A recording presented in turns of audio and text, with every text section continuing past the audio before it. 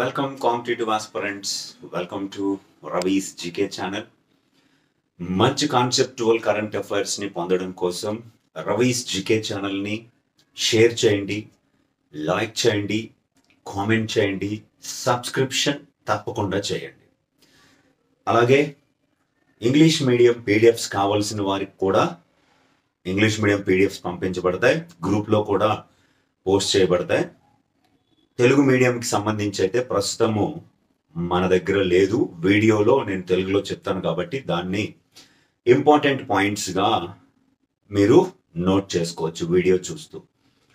Right, daily current అఫైర్స్లో భాగంగా August 14, 2024కు సంబంధించినటువంటి కీలకమైనటువంటి అంశాలు చూద్దాం. వీడియో అయితే చివరి వరకు చూడండి. ప్రతిదీ హైలైట్ అయినటువంటి టాపిక్కే. కాంపిటేటివ్ ఎగ్జామినేషన్స్కి ఉపయోగపడేటువంటి వాటినే మనం డిస్కస్ చేస్తున్నాం కాబట్టి డెఫినెట్గా మీకు యూజ్ అవుతుంది. రైట్, 14 ఆగస్ట్ 2024కు సంబంధించి ఫస్ట్ మనం క్రీడా రంగానికి సంబంధించి ముఖ్యమైనటువంటి అంశాలు ఇప్పుడు డిస్కస్ చేద్దాం. అందులో ఒకటవది AIFF. AIFF all India football federation, భారతదేశానికి సంబంధించిన అఖిల భారత ఫుట్బాల్ సమాఖ్య అని పిలుస్తారు దీన్ని. ఈ ఫుట్బాల్ ఫెడరేషను ఆగస్టు 14, 2024 ఒక ప్రకటన చేయడం జరిగింది.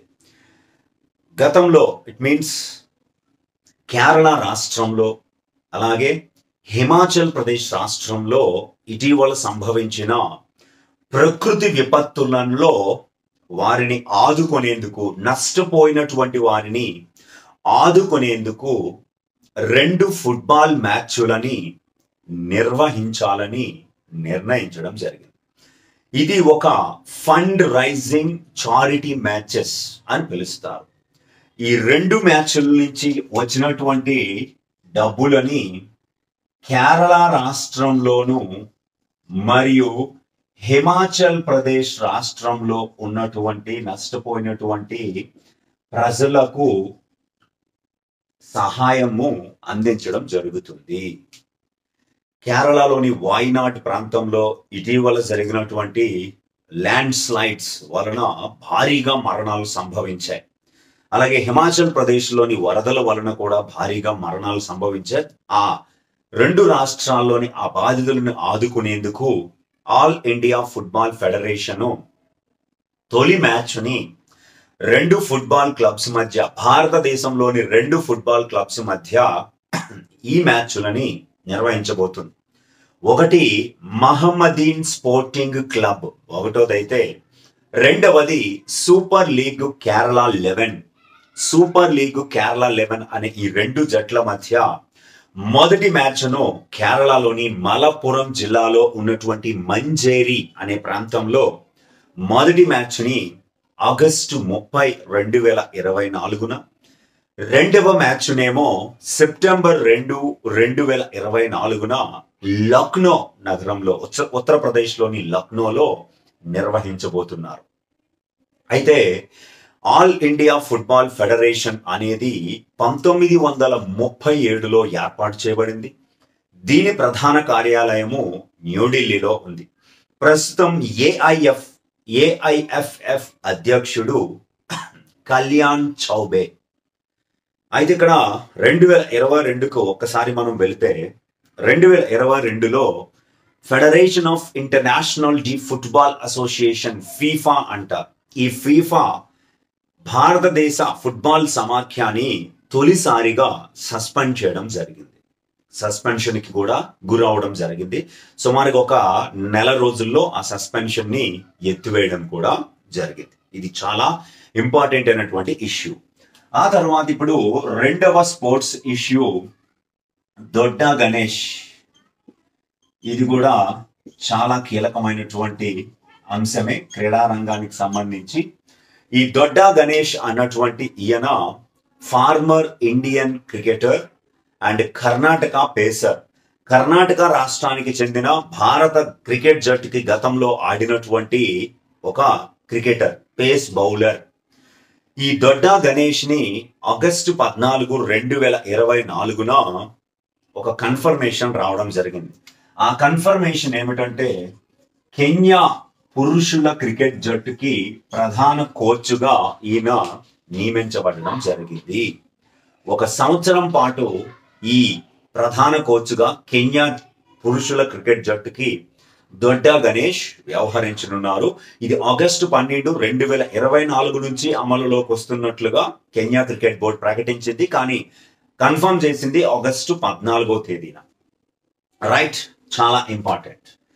దీని తర్వాత మనకి జీషన్ అలీ, ఇది కూడా చాలా ఇంపార్టెంట్ అన్నటువంటిదే. ఈ జీషన్ అలీ అన్నటువంటి ఈయన ఆగస్టు 14, 2024న భారత డేవిస్ కప్ జట్టుకి కోచ్ బాధ్యతల నుంచి రాజీనామా చేస్తున్నట్లుగా ప్రకటించడం జరిగింది. Resigned. Zeeshan Ali on 14th August 2024 announced that he has resigned from his positions coach of the Indian Davis Cup. Davis Cup అనగానే మనకి సింపుల్ గా ఏ ఆట గుర్తుకు రావాలి అంటే టెన్నిస్. టెన్నిస్ అనేది డేవిస్ కప్ అనేది టెన్నిస్ అనే ఆటకి చెందినటువంటిది. అయితే 1 నెల రోజుల ముందు, కరెక్ట్ గా 1 నెల రోజుల ముందు ఈ టోర్నమెంట్ మొదలవుతుందనగా డేవిస్ కప్, టెన్నిస్ లో వరల్డ్ కప్ గా పిలుస్తారు దాన్ని. ఆ టెన్నిస్ డేవిస్ కప్ మొదలవుతుందనగా 1 నెల రోజుల ముందు ఈ రాజీనామా ఈయన చేయడం జరిగింది.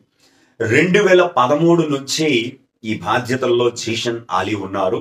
ఈ డేవిస్ కప్ పోటీలు స్వీడన్ దేశంలో జరగబోతున్నాయి. అయితే సెప్టెంబర్ నెలలో భారత్ కూడా తన మొదటి మ్యాచ్ ని స్వీడన్ దేశంతోనే ఆడబోతుంది.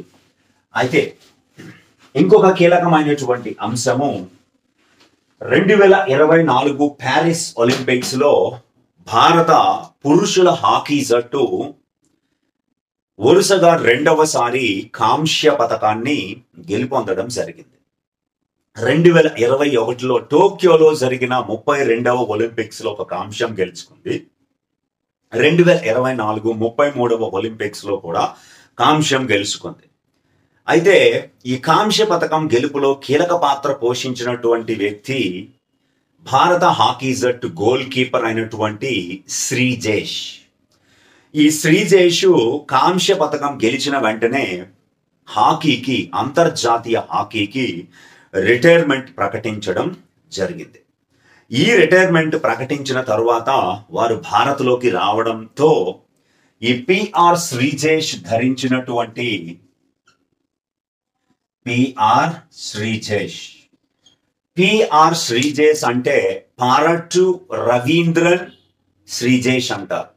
పరట్టు రవీంద్రన్ శ్రీజేష్ ఈయన కేరళ రాష్ట్రానికి చెందినటువంటి హాకీ ప్లేయర్. ఈ పిఆర్ శ్రీజేష్ ధరించేటువంటి జెర్సీ నెంబరు 16. హాకీ ఇండియా, భారత హాకీ సమాఖ్య అయినటువంటి హాకీ ఇండియా ఆగస్టు 14, 2024న ఈ జెర్సీ నెంబర్ 16 ని శాశ్వతంగా రిటైర్మెంట్ చేయడం జరిగింది. అంటే ఇక నుంచి జూనియర్ కావచ్చు, సీనియర్ కావచ్చు, మెన్ కావచ్చు, ఉమెన్ కావచ్చు, జట్టులో ఏ సభ్యుడైనా సభ్యురాలైనా ఏ ప్లేయర్ అయినా జెర్సీ నెంబర్ 16 ని ధరించడానికి వీలు లేదు. అంటే 16 నెంబర్ ని యూజ్ చేయడానికి వీలు లేదు. గతంలో టెండూల్కర్ క్రికెట్ లో నెంబర్ 10 ని రిటైర్ చేశారు. ఎంఎస్ ధోనికి సంబంధించిన జెర్సీ నెంబర్ 7 ను కూడా రిటైర్ చేయడం జరిగింది. అలాగే ఇప్పుడు హాకీలో జెర్సీ నెంబర్ 16 ని కూడా రిటైర్ చేసినట్లుగా ప్రకటించడం జరిగింది.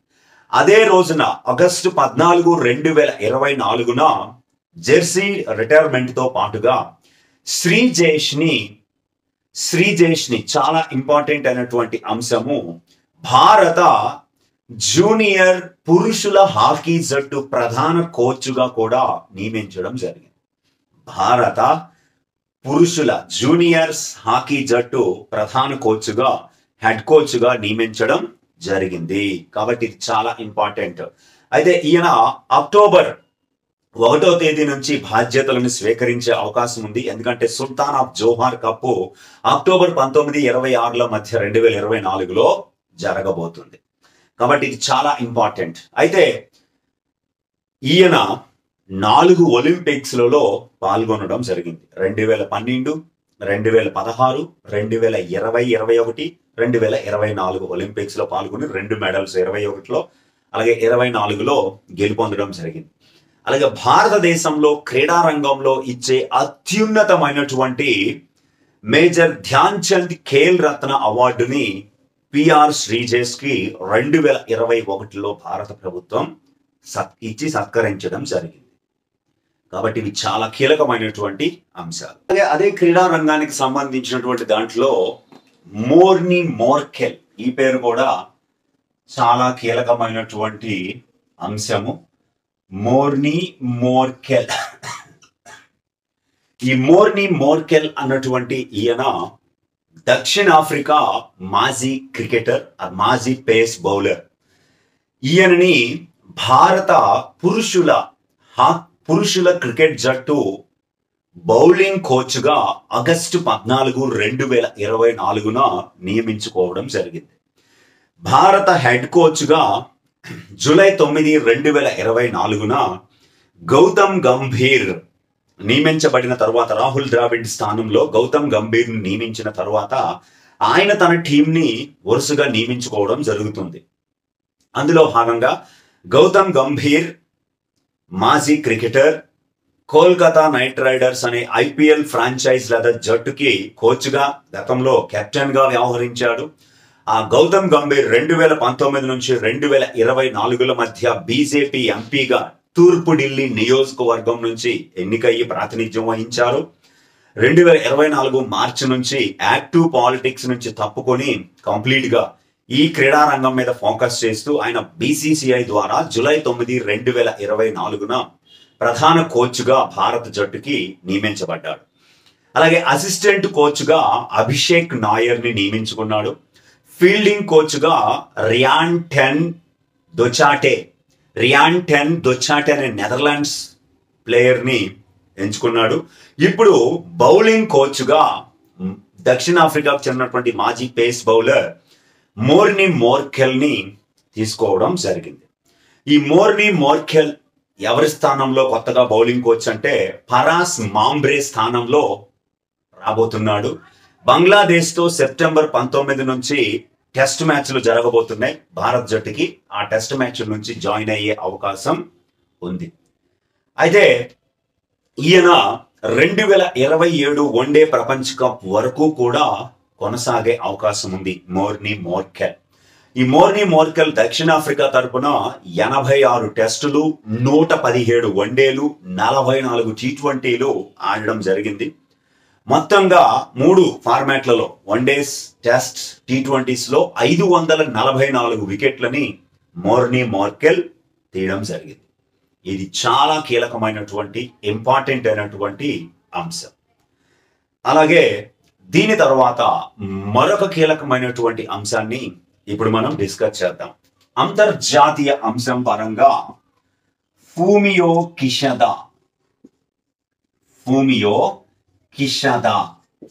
ఈ ఫూమియో కిషదా అన్నటువంటి ఈయన ప్రస్తుత జపాన్ ప్రధానమంత్రి. ఈ జపాన్ ప్రధానమంత్రి అయిన ఫూమియో కిషదా ఆగస్టు 14, 2024న ఒక ప్రకటన చేశాడు. తదుపరి జరగబోయే ఎన్నికల్లో నేను ప్రధానమంత్రి పదవికి పోటీ చేయడం లేదు, పోటీ నుంచి తప్పుకుంటున్నాను అని ప్రకటించడం జరిగింది. ఈ ఎన్నికలు 2024 సెప్టెంబర్లో జరగబోతున్నాయి. అయితే లిబరల్ డెమోక్రటిక్ పార్టీకి చెందినటువంటి ఎల్డిపి అంటారు, లిబరల్ డెమోక్రటిక్ పార్టీకి చెందినటువంటి ఈయన పైన కొంచెం అవినీతి ఆరోపణలు రావడం వలన ఈ నిర్ణయం తీసుకున్నట్లుగా వార్తలు వస్తున్నాయి. ఈయన స్థానంలో ఇంకో కొత్త అభ్యర్థికి అవకాశం వస్తుందని స్థానిక మీడియా తెలియజేసింది. 2021 నుంచి ఈయన జపాన్ ప్రధానమంత్రిగా పనిచేయడం జరుగుతుంది. రైట్. దీని తర్వాత మరొక అంతర్జాతీయ స్థాయి అంశము, అది చాలా ఇంపార్టెంట్, ఖచ్చితంగా మనం దీని మీద ఎక్కువ ఫోకస్ చేయాలి. ఇది ఎక్కువ ఇంపార్టెంట్ అయినటువంటి అంశం. అదేమిటో ఒకసారి చూద్దాం. శ్రద్ధా థావిసన్. శ్రద్ధా థావిసన్ అంటారు. శ్రద్ధా థావిసన్. ఈ శ్రద్ధా థావిసన్ అన్నటువంటి ఈయన థాయిలాండ్ ప్రధానమంత్రిగా పనిచేసేవారు. ఎప్పటి వరకు అంటే ఆగస్టు 13, 2024 వరకు.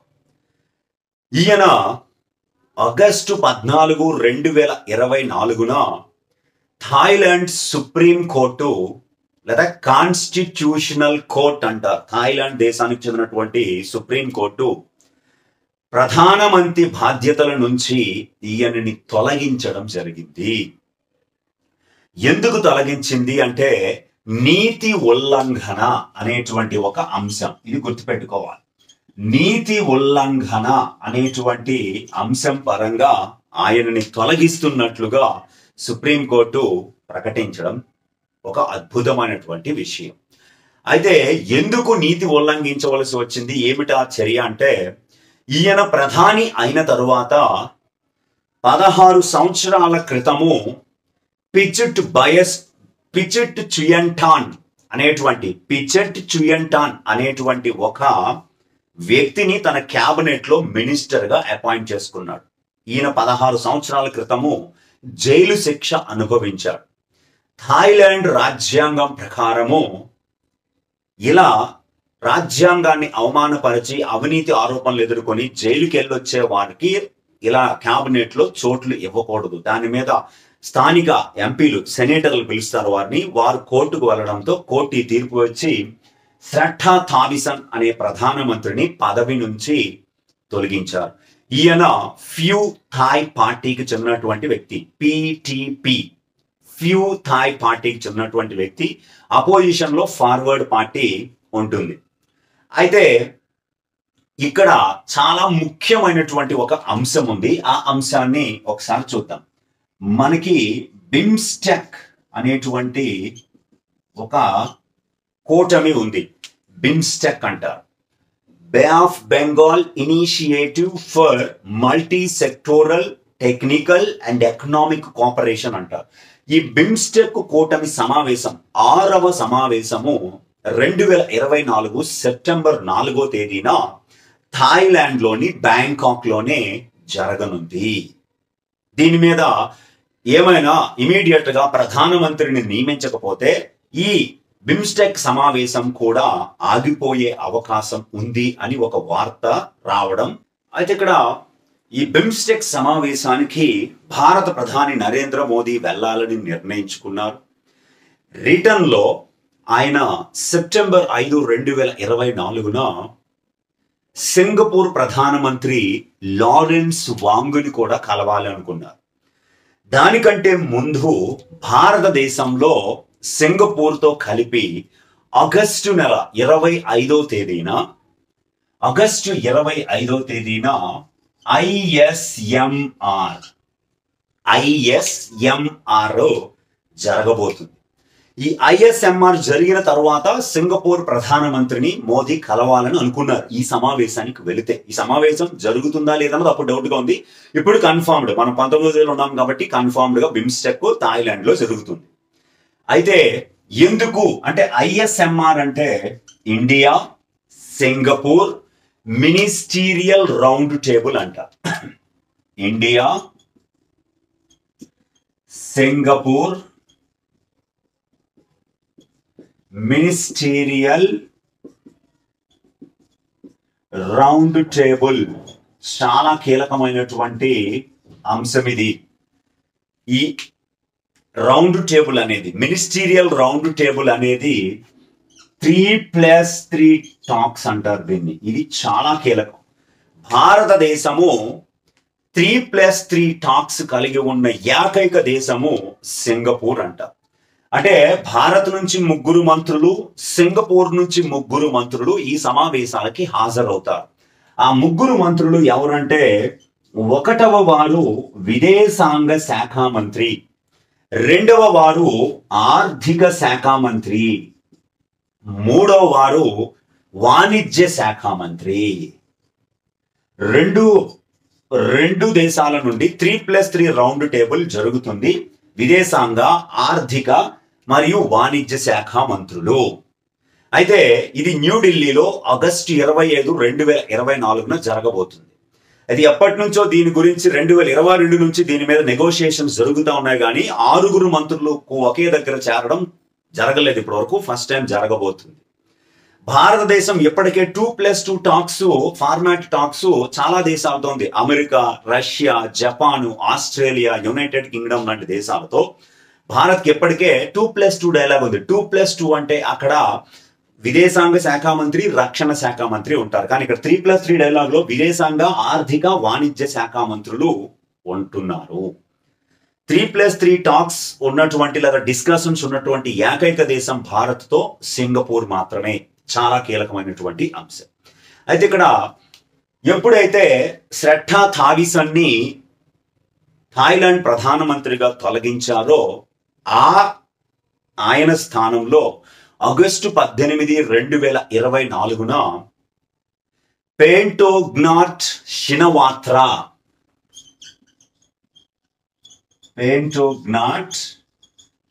షినవాత్రాని కొత్త ప్రధానిగా నియమించడం జరిగింది. పెంటోగ్నాట్ షినవాత్రా ఆగస్టు 18, 2024 ఆదివారం ఈమె ప్రమాణ స్వీకారం చేశారు. థాయిలాండ్ చరిత్రలో 2వ మహిళా ప్రధానిగా, థాయిలాండ్ కి అతి చిన్న వయసులో ప్రధాని అయిన వ్యక్తిగా చరిత్ర సృష్టించారు. At the age of 37 years youngest PM of Thailand. ఈమె ఈ పెంటోగ్నాట్ షినవాత్రా థాయిలాండ్ మాజీ ప్రధాని తష్కిన్ షినవాత్రా కుమార్తె మరియు థాయిలాండ్ చరిత్రలో మొట్టమొదటి మహిళా ప్రధానిగా ఎన్నికైన ఇంగ్లక్ షినవాత్రా మేనకోడలు ఈమె. కాబట్టి పెంటోగ్నాట్ Shinawatra became the youngest and second woman prime minister for Thailand. చాలా చాలా చాలా ఇంపార్టెంట్ అయినటువంటి ఇష్యూ ఇది. దీని తర్వాత మనం ఆగస్టు 14కి సంబంధించినటువంటి కరెంట్ అఫైర్స్ ని చూస్తున్నాం. కాబట్టి ఆగస్టు 14 పాయింట్ ఆఫ్ వ్యూలో జరిగిన, జనరల్ గా ఆగస్టు 14 అంటే ఇమీడియట్ డే మనకి ఇండిపెండెన్స్ డే ఉంటుంది, ఆగస్టు 15 అని. ఆ ఆగస్టు 15 సంబంధించి కొన్ని గ్యాలంటరీ అవార్డులని ప్రకటించడం జరుగుతుంది. గ్యాలంటరీ అవార్డుల ప్రకటన 2024. సాధారణంగా ఇండిపెండెన్స్ డేకి, రిపబ్లిక్ డేకి 2 సార్లు మనకి ప్రతి సంవత్సరము ఈ సైనిక పురస్కారాలని ప్రకటించడం జరుగుతుంది. భారత రాష్ట్రపతి వీటిని ఆమోదించడం జరుగుతుంది. ఆగస్టు 14, 2024 ఈ గ్యాలంటరీ అవార్డులని భారత రాష్ట్రపతి శ్రీమతి ద్రౌపది ముర్ము ఆగస్టు 14, 2024 ఆమోదించారు. మొత్తం 103 గ్యాలంటరీ అవార్డులని 2024 ఆగస్టు 15 సందర్భంగా 78వ స్వాతంత్ర దినోత్సవం సందర్భంగా ఆమోదించడం జరిగింది. అందులో మనకి 4 కీర్తి చక్ర అవార్డులు ఉన్నాయి. అందులో 3కి ఈ కీర్తి చక్రాన్ని మరణించిన తర్వాత ప్రకటించడం జరిగింది. అలాగే 18 శౌర్య చక్ర అవార్డులు ఉన్నాయి. ఇందులో 18 శౌర్య చక్ర, అందులో 4 మరణించిన వారికి ప్రకటించబడడం జరిగింది. అలాగే 1 బార్ సేనా మెడల్ 1ని ప్రకటించారు. బార్ సేనా మెడల్ 1. అలాగే సేనా మెడల్స్ 63 ప్రకటించారు. సేనా మెడల్స్ 63 ప్రకటించారు. నౌసేనా మెడల్స్ 11 ప్రకటించారు. నౌసేనా మెడల్స్ 11 ప్రకటిస్తే వాయుసేనా మెడల్స్ 6 ప్రకటించారు. ఆర్మీ, నేవీ, ఎయిర్ ఫోర్స్ కి సంబంధించిన పురస్కారాలు. కీర్తి చక్రాలు 4, 18 శౌర్య చక్ర, 1 భార్ సేనా మెడల్, 63 నౌసేనా మెడల్, 11 63 సేనా మెడల్స్, 11 నౌసేనా మెడల్స్, 6 వాయుసేనా మెడల్స్ ప్రకటించడం జరిగింది. ఇవి మొత్తం 103 పురస్కారాలు ప్రకటించారు. అయితే కీర్తి చక్ర పొందినటువంటి ఆ నలుగురికి సంబంధించిన అంశాన్ని ఒకసారి చూస్తే, ఒకటి కల్నల్ మన్ప్రీత్ సింగ్, ఇది మరణించిన తర్వాత ప్రకటించారు. ఈ నలుగురు ఆర్మీకి చెందినటువంటి వారే, నలుగురు ఆర్మీ వాళ్ళే. సిక్ రెజిమెంట్ కి చెందినటువంటి మన్ప్రీత్ సింగ్, అలాగే మేజర్ మల్లా రామ్ గోపాల్ నాయుడు మరాఠా లైట్ ఇన్ఫాంట్రీకి చెందినటువంటి వ్యక్తి. అలాగే రైఫిల్ మ్యాన్ రవి కుమార్, ఈయనకి చనిపోయిన తర్వాత ప్రకటించారు ఆర్మీ. జమ్మూ కాశ్మీర్ లైఫ్ ఇన్ఫాంట్రీకి చెందినటువంటి లైట్ ఇన్ఫాంట్రీ. 4వ వారు హుమాయూన్ మజుమి మరణించిన తర్వాత ప్రకటించారు జమ్మూ కాశ్మీర్ పోలీస్. కాబట్టి ఇది చాలా కీలకమైనటువంటి అవార్డులు. ప్రధానోత్సవం అనేది తరువాత జరుగుతుంది.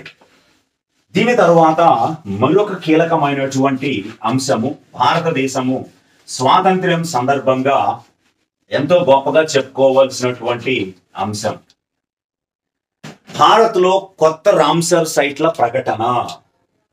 భారత్లో కొత్త రామ్సర్ సైట్లు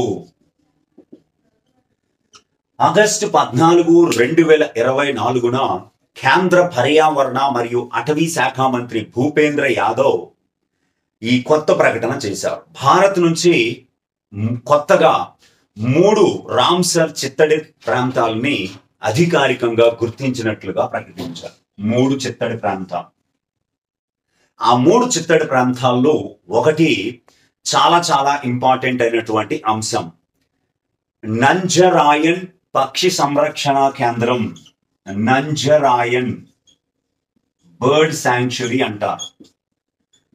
పక్షి సంరక్షణ కేంద్రం, దీన్ని మనం ఇంగ్లీష్ లో నంజరాయన్ బర్డ్ శాంక్చురీ. ఇది తమిళనాడు అనే రాష్ట్రంలో ఉంది. రెండవది కాజువేలి బర్డ్ శాంక్చురీ. కాజువేలి పక్షి సంరక్షణ కేంద్రం, ఇది కూడా తమిళనాడు రాష్ట్రంలోనే ఉంది. మూడవది తవా రిజర్వాయర్, ఇది మధ్యప్రదేశ్ లో ఉంది. చాలా ఇంపార్టెంట్. అంటే ఈ 3 చిత్తడి నేలలు రామ్సర్ సైట్స్ 2 తమిళనాడులోను, 1 మధ్యప్రదేశ్ లోను ఉంది. 125.865 హెక్టార్లు నంజరాయన్ పక్షి సంరక్షణ కేంద్రం అయితే, సుమారుగా 5151.6 హెక్టార్లు ఉన్నదేమో కాజువేలి అయితే, మధ్యప్రదేశ్ లో ఉన్నటువంటి తవా రిజర్వాయర్ అత్యధికంగా 20,050 హెక్టార్లు, మొత్తం 25,327.465 హెక్టార్ల చిత్తడి ప్రాంతాల్ని కొత్తగా చేర్చడం జరిగింది. ఈ చేర్చడంతో భారతదేశంలో రామ్సర్ సైట్ల సంఖ్య 85కు చేరుకుంది. 85 రామ్సర్ సైట్స్ భారతదేశంలో ఉన్నాయి. ఈ 85 రామ్సర్ సైట్స్ యొక్క విస్తీర్ణము 13,58,067.67 హెక్టార్లుగా గుర్తించబడింది. చాలా చాలా చాలా ఇంపార్టెంట్ అయినటువంటి అంశం ఇది. ఇరాన్లోని రామ్సర్ అనే ప్రాంతంలో 1971లో చిత్తడి నేలల పరిరక్షణ కోసం అంతర్జాతీయ స్థాయిలో జరిగిన ఒక ఒప్పందంలో భాగంగా ఈ చిత్తడి ప్రాంతాలని గుర్తించడం జరుగుతుంది. అయితే భారతదేశము 1982లో మొట్టమొదటిసారిగా ఈ దానిలో సంతకం చేయడం జరిగింది. అయితే 1982 నుంచి 1952 నుంచి ఎప్పుడైతే సంతకం చేశామో ఆ సంవత్సరం నుంచి 2013 వరకు భారతదేశం నుంచి రామ్సర్ సైట్స్ 26 మాత్రమే గుర్తించబడ్డాయి అని కేంద్ర అటవీ శాఖ మంత్రి ప్రకటించారు. 26 మాత్రమే గుర్తించబడ్డాయి. కానీ 2014 నుంచి 2024 మధ్య 59 రామ్సర్ ప్రాంతాలు భారతదేశంలో గుర్తించబడ్డాయని ప్రకటించడం జరిగింది. మొత్తం 59, గత 10 ఏళ్లలో 59 గుర్తించబడ్డాయి అని ప్రకటించారు.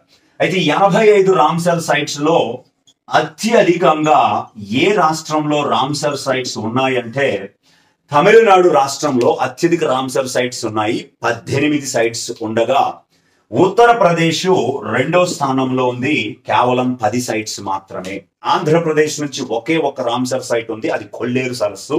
తెలంగాణ నుంచి ఒక్క రామ్సర్ సైట్ కూడా లేదు. అయితే మనకి రామ్సర్ సైట్స్ అనేవి అత్యధికంగా ప్రపంచంలో యునైటెడ్ కింగ్డమ్ యూకేలో ఉన్నాయి, 175.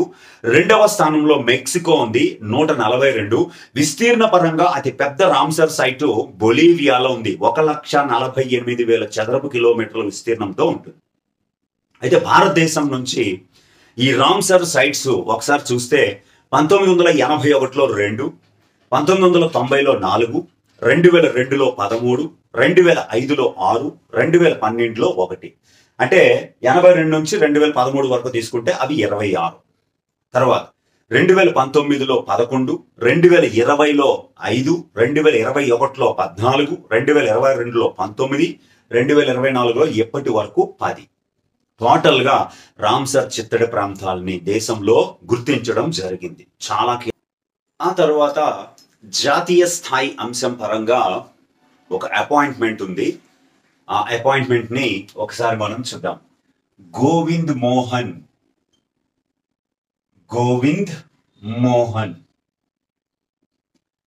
ఈ గోవింద్ మోహన్ అన్నటువంటి ఈయన 1989 batch IAS cadre, 1989 cadre IAS officer, Indian administrative service of Sikkim cadre.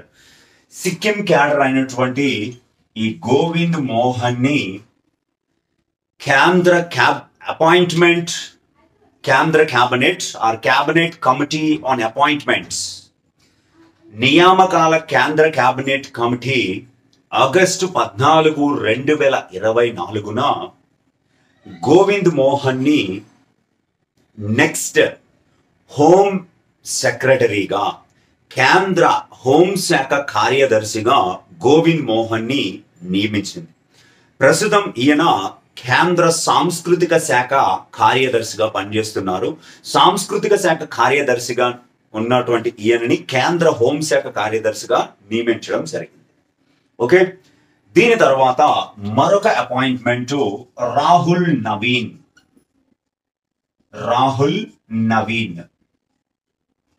ఈ రాహుల్ నవీన్ అన్నటువంటి ఈయన చాలా ఇంపార్టెంట్ అయినటువంటి అంశం.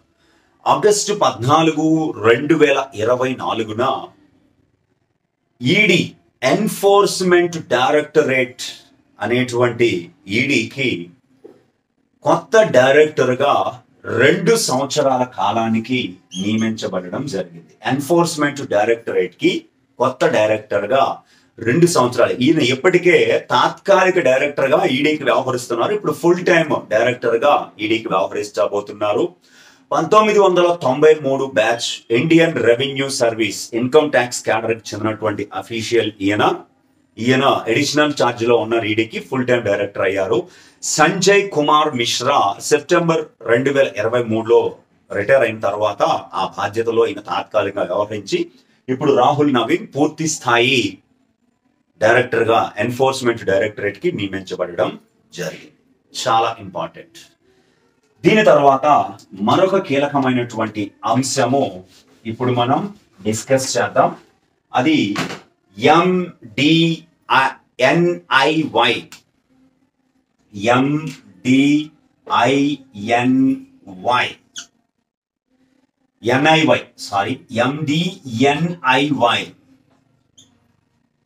MDNIY అంటే Morarji Desai national institute of yoga. Morarji Desai భారత మాజీ ప్రధానమంత్రి, తొలి కాంగ్రెసేతర ప్రధానమంత్రి, తొలి కాంగ్రెసేతర ప్రధాని, అతి పెద్ద వయసులో ప్రధాని అయిన వ్యక్తి. Morarji Desai national institute of yoga. ఈ యోగా ఇన్స్టిట్యూట్ 2024 ఆగస్టు 14వ తేదీన ఒకే రోజున 3 ఒప్పందాలని కుదుర్చుకోవడం జరిగింది. ఆ 3 ఒప్పందాల్లో ఒకటో ఒప్పందము జార్జి కాలేజ్ యూనివర్సిటీ ఆఫ్ ఢిల్లీతో ఒక ఒప్పందాన్ని కుదుర్చుకుంది. రెండవది ఎన్ఎస్జి నేషనల్ సెక్యూరిటీ గార్డ్స్, మూడవది CISF central industrial security force అంటారు, సిఐఎస్ఎఫ్. ఈ 3 ఒప్పందాలని ఈ Morarji Desai national institute of yoga కుదుర్చుకోవడం జరిగింది ఆగస్టు 14న. మొదటి ఒప్పందము ఢిల్లీ యూనివర్సిటీలోని జార్జి కాలేజ్ ద్వారా యోగాలో సర్టిఫికేట్ కోర్సెస్ ని ఇంట్రడ్యూస్ చేయడం ఒక ఉద్దేశం. రెండవది ఎన్ఎస్జి నేషనల్ సెక్యూరిటీ గార్డ్స్ మరియు సెంట్రల్ ఇండస్ట్రియల్ సెక్యూరిటీ ఫోర్స్ కి సంబంధించినటువంటి వారికి రెగ్యులర్ గా యోగా కార్యక్రమాలని నిర్వహించడం అనేది ఉద్దేశ్యం. కాబట్టి ఇది చాలా కీలకమైనటువంటి అంశం. రైట్, దీని తర్వాత మరొకటి పిబి శబ్ద్. ఇది కూడా చాలా ఇంపార్టెంట్ అయినటువంటి ఇష్యూ. పిబి అంటే ప్రసార భారతి. ఈ ప్రసార భారతి శబ్ద అంటే shared audio visuals for broadcast. Shared audio visuals for broadcast. Shared audio visuals for broadcast అంటారు. ఇది పిబి శబ్ద అంటారు. దీనిని 2024 మార్చి 13వ తేదీన కేంద్ర సమాచార ప్రసారాల మంత్రిత్వ శాఖ న్యూఢిల్లీలో అప్పటి కేంద్ర సమాచార ప్రసారాల మంత్రిత్వ శాఖ మంత్రి అనురాగ్ సింగ్ ఠాకూర్ ప్రారంభించారు. ఇది ఒక న్యూస్ షేరింగ్ సర్వీస్. ఎలాంటి లోగో లేకుండా, ఎలాంటి వాటర్ మార్కు లేకుండా దేశవ్యాప్తంగా రిజిస్టర్ అయినటువంటి వార్తా సంస్థలకి ఉచితంగా న్యూస్ ని అందించే సంస్థగా పిబి శబ్దుని తెలియజేస్తున్నారు. దీనిలో లాగిన్ అయ్యి సైన్ అప్ అయ్యి మొత్తం డీటెయిల్స్ అన్ని ఎంటర్ చేస్తే వారికి ఉచితంగా వార్తల కంటెంట్ ని, అది వీడియోస్ ని, అలాగే మెసేజెస్ ని, అలాగే ఫొటోస్ ని, అన్నింటినీ కంటెంట్ ఫ్రీని అందించడం జరుగుతుంది. అయితే దీనికి ఆగస్టు 14న వచ్చిన న్యూస్ ఏమిటంటే ఈ రిజిస్ట్రేషన్ ప్రాసెస్ ని 2025 మార్చ్ వరకు దీన్ని పొడిగించడం జరిగింది. అయితే ప్రసార భారతి నుంచి వచ్చే వార్తలు, డిడి న్యూస్ లో వెబ్సైట్ లో వచ్చే వార్తలు, ఆకాశవాణి వార్తలు, అలాగే updated news and news on air నుంచి వచ్చిన అప్డేటెడ్ న్యూస్ ని వారు ఉచితంగా ఫిగర్స్, వీడియోస్ తో సహా వాడుకోవచ్చు రిజిస్టర్ అయిన వాళ్ళు. దానికోసమే దీన్ని పొడిగించడం కూడా జరిగింది. Content through the PB Shabd to be logo free, no credit and required on its usage. దాన్ని వాడుకోవడానికి ఎలాంటి చెల్లింపులు అవసరం లేదు, ఎలాంటి లోగో కూడా దాని మీద ఉండదు అనేది దీని ఉద్దేశం. చాలా కీలకం. అలాగే దీని తర్వాత లాస్ట్ అండ్ ఫైనల్ అంశము చాలా ముఖ్యమైనటువంటిదే. ఇది కూడా, దాన్ని కూడా ఒకసారి మనం డిస్కస్ చేసేద్దాం. ICMR and Panacea Biotec. ICMR and పనాసియో